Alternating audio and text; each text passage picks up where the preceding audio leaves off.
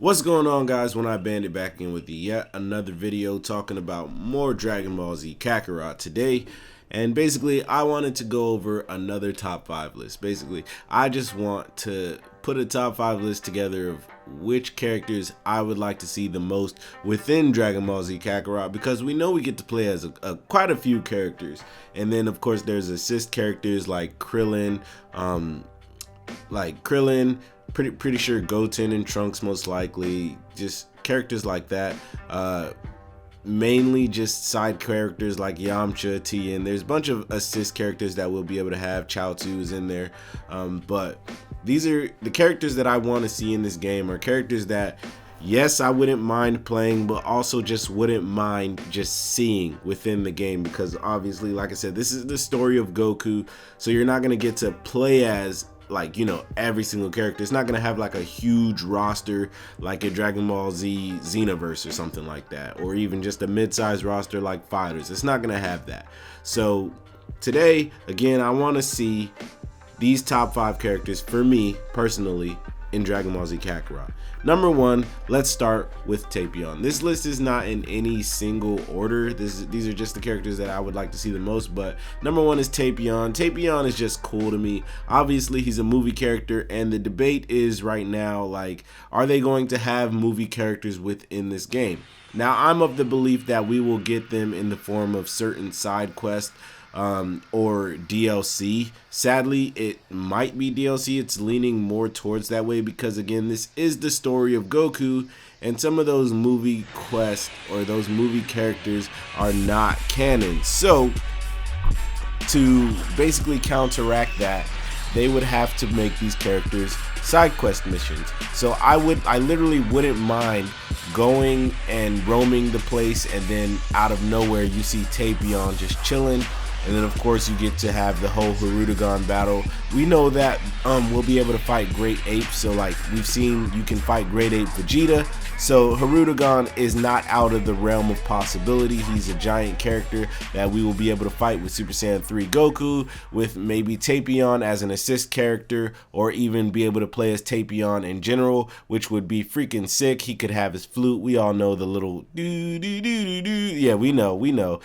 So definitely Tapeon for me. Tapeon's always just been a really cool character to me, minus the pointy ears. But if you have a sword, I am most likely going to like you. So I'm like, I'd be very excited to see Tapeon within this game, even though he's just a movie character. Number 2, we're gonna go with Ultra Instinct Goku. Now, to me, this is just like not in the realm of possibility, like, at all. This is like very, very hopeful. Like, I just know it's not gonna happen, especially not in the base version of the game. This game obviously can have as many DLCs as it kind of wants. There's so much that they can add in terms of DLC, and the way that they can give it to us is in sections, right? So, like, let's say they give us those movie DLCs, right? And then we get just the Beerus saga as a DLC, just the Golden Frieza saga as a DLC, and so on and so on. Dragon Ball Super as a DLC, but again within sections. So we would have to wait so long just to see Ultra Instinct Goku within this game. It's almost like, is it worth the wait? But I feel like it would be, because to me this game looks gorgeous. So I just know they would put just so much beautiful time and effort into Ultra Instinct Goku being in this game. He would look fantastic, starting off with Ultra Instinct Omen with the black hair, and then following up into the transformation into perfect Ultra Instinct would just be amazing. It would just look beautiful. Obviously, if they add Dragon Ball Super as a DLC, we would get, you know, Super Saiyan God, and I just know that's gonna look fantastic, because Super Saiyan God, like the red hair form, is just, it's beautiful. I love, that's like my favorite, or my second favorite Super Saiyan form. I would put Super Saiyan 4 as my first, because Super Saiyan 4, everybody knows, is just badass. But that's main, like, I'm going off on a tangent real quick because I just have to say it, but like, Super Saiyan 4 is, like, I have to, when somebody asks me what's my favorite, like, Saiyan form, I have to put it within characters, because Super Saiyan 4 Goku or Vegeta, Super Saiyan 4 Goku looks better, right? Super Saiyan God Goku or Vegeta, to me, Super Saiyan God Vegeta looks better. Super Saiyan Blue Goku looks better as Super Saiyan Blue. Super Saiyan 2 Gohan, of course, is the best Super Saiyan 2. And yeah, I just have to put it in sections like that. But again, either way they put it, it would look beautiful, right? It would just look fantastic. Obviously, again, the fact that it's so far away, Ultra Instinct, the Tournament of Power and stuff like that, from the Saiyan saga, we know this is going to go all the way up to the Buu saga. I'm putting air quotes, you can't really see it right now, but I'm putting hand air quotes because I know for a fact that, in my soul, I feel like we are going to get at least the Beerus saga as like a hidden boss or something like that, because I always have to reiterate that Dragon Ball Z Battle of Gods is a Dragon Ball Z title, as well as Dragon Ball Z Resurrection F. If they give us those as DLC, I guess we can't be too mad, but like I said, the Tournament of Power is so far away from those things, so getting Ultra Instinct Goku is kind of like a dream, but you never know, it could happen, so I guess we just have to stay tuned. It almost feels like more of a Dragon Ball Z Kakarot 2 type of thing, but I've been on UI Goku long enough. Let me move on to number 3, which is none other than Beerus. It basically just follows right off of each other, right? Beerus is just the best. Like, he's just the best, right? Like, he's a good character. Obviously we still haven't yet to see Beerus do like a full on power. Like, we haven't seen him anywhere close to the limits of his power, and Dragon Ball Z Kakarot, I just know will do a good job with showing this character off. I'm like at least 80% sure we are going to get Beerus in this game, and if we don't, like, how could they, right? How dare they, rather? It's just like, it just doesn't make sense for them to not include Beerus at all within this game.